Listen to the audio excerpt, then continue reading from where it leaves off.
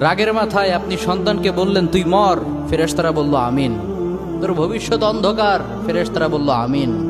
রেগে মেগে আপনি আপনার মেয়েকে বললেন জীবনেও তোর কপালে স্বামীর ভাত জুটবে না, ফেরেশতারা আবারও বলল আমিন। আচ্ছা, আপনি না সেই ব্যক্তি যে তার নিজের জীবনের চাইতেও সন্তানকে বেশি ভালোবাসেন? আপনি না সেই ব্যক্তি যে তার সন্তানের জন্য হাসতে হাসতে নিজের জীবনটাও দিয়ে দিতে পারেন? আপনি না সেই ব্যক্তি যে আল্লাহর কাছে নিজের চাইতেও সন্তানের জন্য বেশি দোয়া করে? তাহলে কি করে নিজের হাতে নিজের সন্তানের এত বড় ক্ষতি করতে পারলেন? Doesn't make any sense. Common sense বলতে কিচ্ছু নাই আপনাদের। আপনারা কি জানেন না আপনাদের রাগের মাথায় বদদোয়া করাগুলো ফেরেশতারা আমিন বলে? দাওয়াতুল ওয়ালিদ আলা ওয়ালাদি, বাবা মা তার সন্তানের জন্য যেই দোয়া করে সেটা ভালো হোক কিংবা বদদোয়া হোক, আল্লাহ সেটাই কবুল করে নেয়।